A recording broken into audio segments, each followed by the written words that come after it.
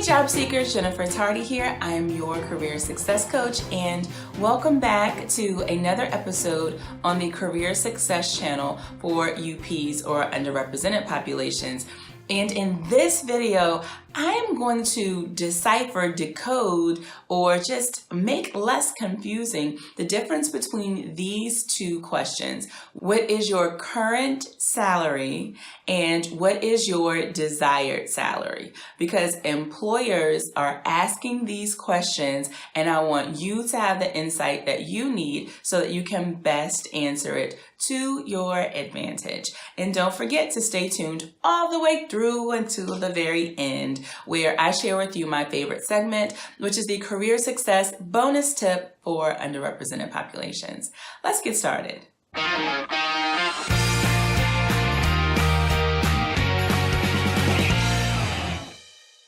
Hey guys, I know that you've heard me say this again and again and again, but for too long, our salaries have been on pause and it's been our finger that's on the pause button. And so if you're watching these videos all about your salary and you're thinking that you're interested in working with me to get your salary to exactly where it needs to be, then you can. We have a brand new course in our Career Success University called Press Play on Your Pay, and you can find it by going to jennifertardy.com/salary. All right, okay, let's get right into it. Now, there's been a lot of conversation lately about wage gap, pay equity laws around that entire conversation, the gender wage gap. And two questions in particular, actually one question in particular, is a center of that discussion, and it's related to what is your current salary. So we're actually going to start first with decoding why employers are asking that question overall. So how to answer the question, what is your current salary? One of the things that I tell my clients consistently is that if you get asked this question, try to avoid answering this question at all costs.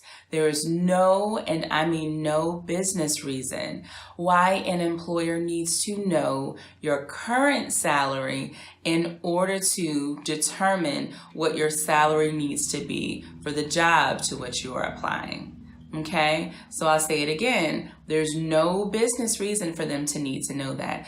Employers will tell you all the time that, yeah, it's an indication of da-da-da, but it really isn't. It's just an indication of what you got paid in your current or your previous job. If an employer is eager to know your current salary, it's because they want to know what is the minimum they can pay you and you'll still accept the job.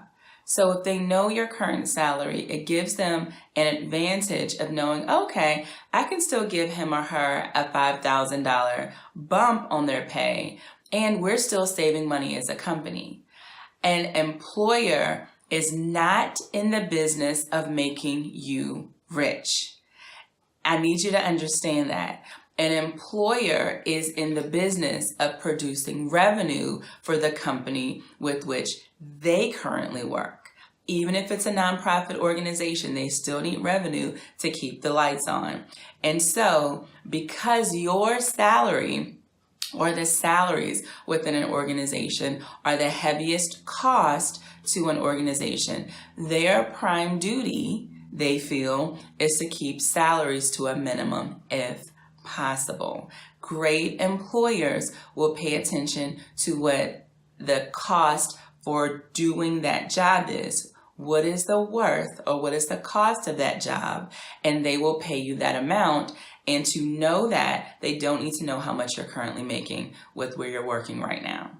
Okay, so I hope you get and I hope you understand that. So if you're ever asked this question, try to avoid answering this question. And what I typically tell my clients to do is, if someone asks you your current salary, respond with, in doing my market research, I understand that peers in the market doing the same work or similar work, that they're making this, and I'd be interested in accepting anything within this range.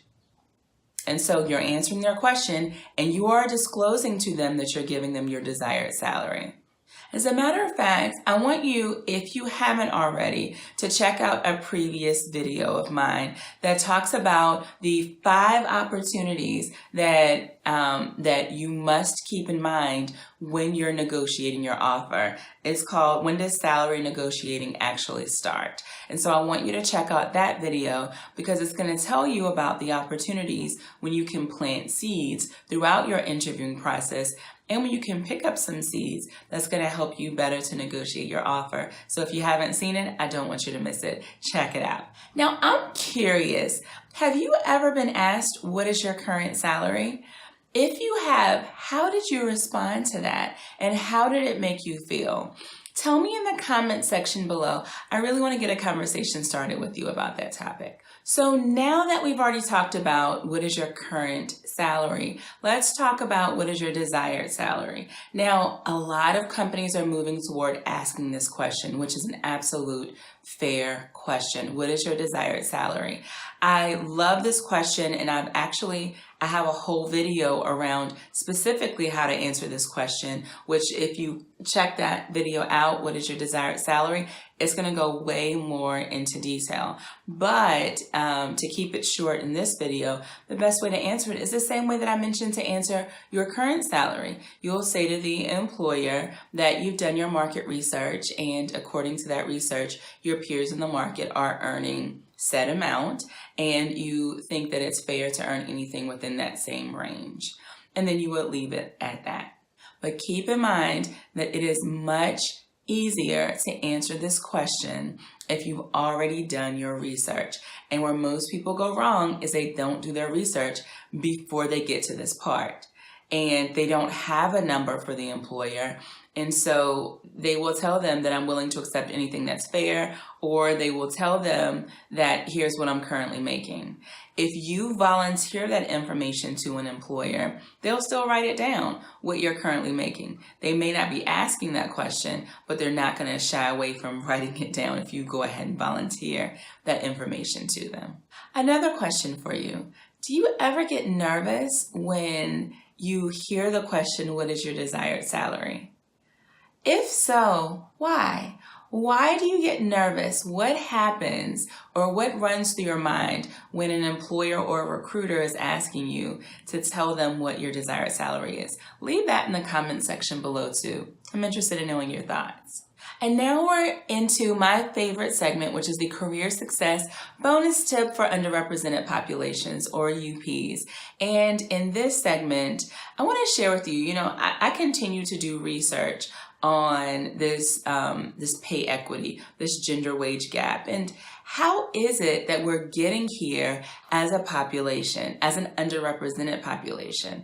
And just in the research that I've done, and I want to share it with you because I think that it's important that you know how we've been getting here as well too, so that you can make an effort in any way that you want to do your own personal course correction if you see that some of these things are applicable to you.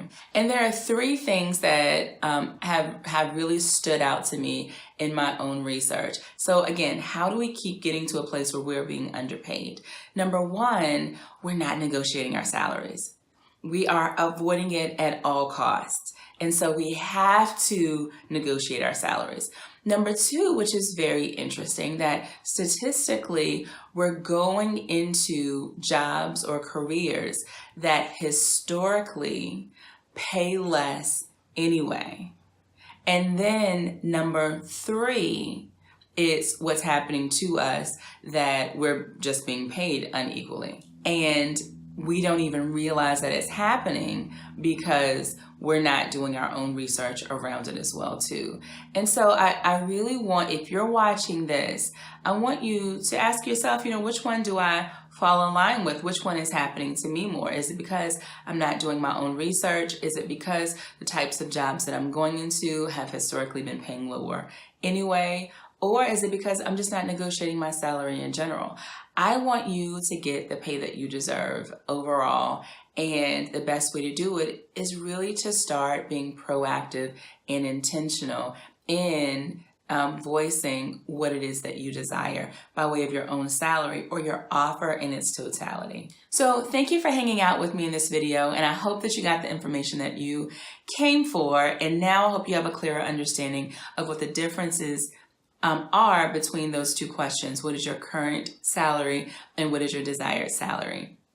In next week's video, we're going to be talking more about the gender wage gap and how it affects us as a population. So if you like what you've heard in this video, if you like our videos in general, please make sure that you subscribe to this channel and click the bell so that you can be alerted every time we have a new video coming up. And as always, in order for us to be underrepresented no more in the workplace, we must continue to listen, engage, apply, repeat, now, which is an acronym for LEARN. I'm Jennifer Hardy. I'm your career success coach. I'll see you in the next video. Take care.